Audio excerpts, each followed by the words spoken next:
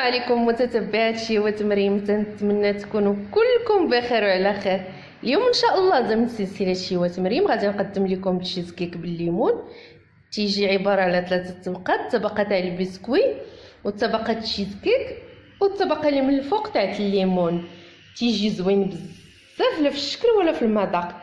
انا قدمته مرافق بهاد المعلقه تاع الكريمه. زين تيبقى على حسب الاختيار تاعكم. وإلا كنتو اول مره كتشوفوا القناه تاعي غنقول لكم مرحبا بكم. ما تنساوش تشتركوا في القناه وتفعلوا الجرس باش يوصلكم كل جديد. كذلك ما تنساوش تزوروا الرابط اللي اسفل الفيديو، فيه جميع الوصفات مكتوبه، والصفحه اللي على الفيسبوك اللي هي شيوة مريم. ودابا ندوزو لطريقه التحضير والمقادير. نحتاجو في مقادير الشيز كيك بالليمون. غادي نحتاجو اول حاجه المقادير القاعده اللي غادي نحتاجو فيها: البسكوي 250 غرام منه اللي خديته ودقيته بالمدلك، تنديرو في بلاستيكه وتندقو بالمدلك. هذا هو البسكوي اللي استعملت انايا، تيدار تقريبا 6 دراهم. غنحتاجو منه 250 غرام. عندي هنايا 50 غرام الزبده مذوبه. من الاحسن تكون الزبده من الاصل حيواني ماشي نباتي. النباتي ما تجيش النكهه تاعته زوينه. عندي هنايا الحليب المركز المحلى، غادي نبقى نجمع به، تيتجمع ليا هذا الخليط هذا تاع القاعده. وغادي نزيدو عليه واحد راس معلقه تاع النكهه تاع الليمون. النكهه تاع الليمون تتباع عند المحلات التجاريه، هذه ب5 دراهم موجوده. غادي ندوزو دابا الكريمه تاع التشيز كيك اللي غادي نحتاجو فيها 200 غرام القشده الطريه. انا تنستعمل هولالا. هولالا زوينه بزاف. انا كيشدو خاشياها في المجمد حتى بردات ليا بزاف باش تطلع دغيا.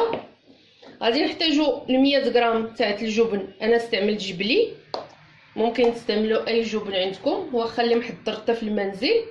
هنايا عندي واحد ياغورت بمذاق الجبن، انا استعملت بيرلي. وهنايا عندي 2 معالق تاع سنيده. عندي هنايا قشور 2 ليمونات. وعندي هنايا عصير 2 ليمونات كبار.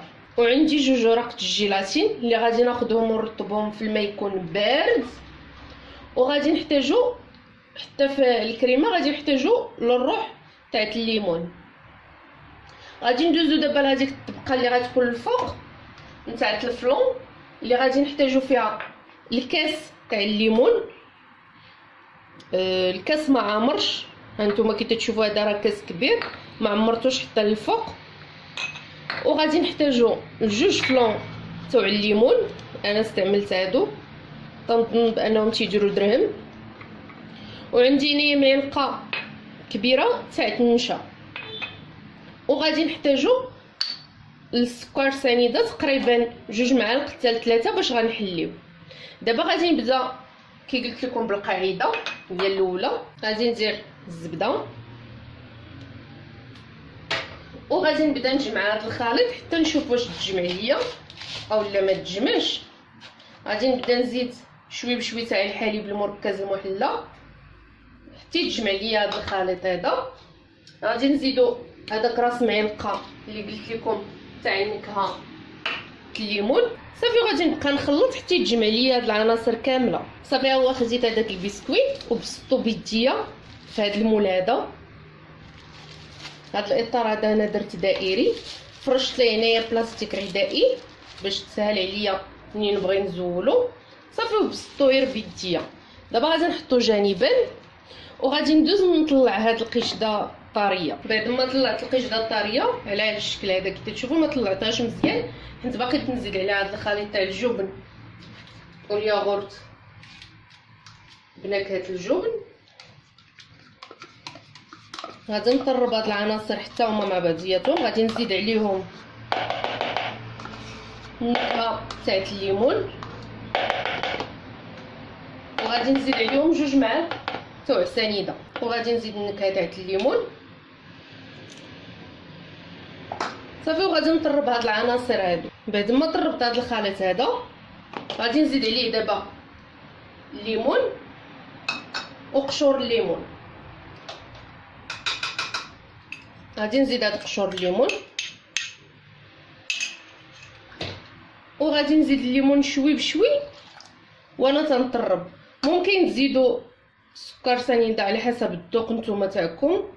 انا درت 2 معالق كبار، ممكن ديروا 3، تيبقى على حسب الذوق نتاعكم نتوما. الكريمه راه حلوه، الا ما كانتش الكريمه حلوه تديروا فيها حتى هي السكر. انا عندي ولالا تتكون حلوه.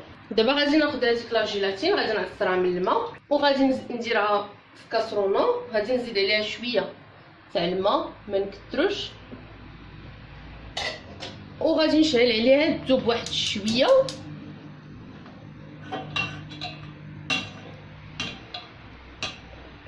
باش نزيدوها على هذا الخليط هذا غادي نزيدو الجيلاتين وغادي نحركو دغيا باش ما تجمدش لينا.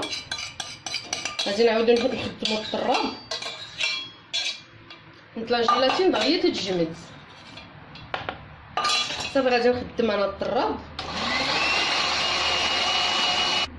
دابا غادي نبقى نزيد في هذا الخليط هذا تاع الجبن والجيلاتين والليمون، وغادي نبقى تنطرب تنكمل هاد الكميه هذه اللي عندي. دابا غادي ناخذ الاطار وغادي نفرغ فيه هذا الخليط اللي عندي صافي، وغادي نبقى نبسطو.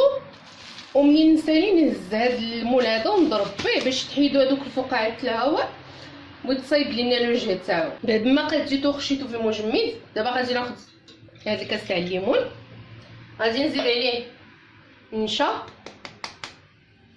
وغادي نزيد عليه سنيده. سنيده تتبقى على حسب الذوق، انا درت 2 معالق.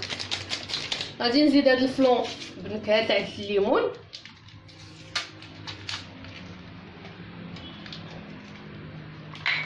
صافي. وغادي نحركو هاد العناصر كامله ونردها فوق البوطه حتى تغلي، ونحيدها من العافيه نخليها تبرد واحد شويه هي تدفى باش ما تعقدش لينا في الكاسرونه.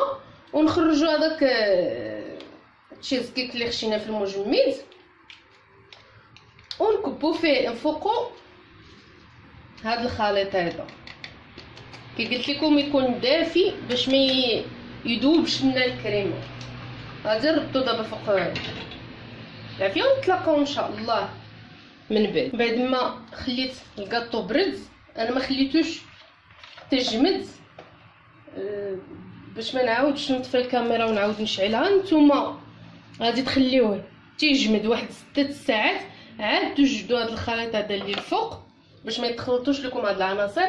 هنايا كيتيبان لكم خديت انا من الكريمه من هاد التشيز كيك وضفت ليها اللون الخضر وصيبتها في هاد المول هذا اللي على هاد الشكل هذا اللي داير بحال المعلق، وغادي نغلفها وندخلها للمجمد تتجمد باش نزين بها الفوق تاع التشيز كيك.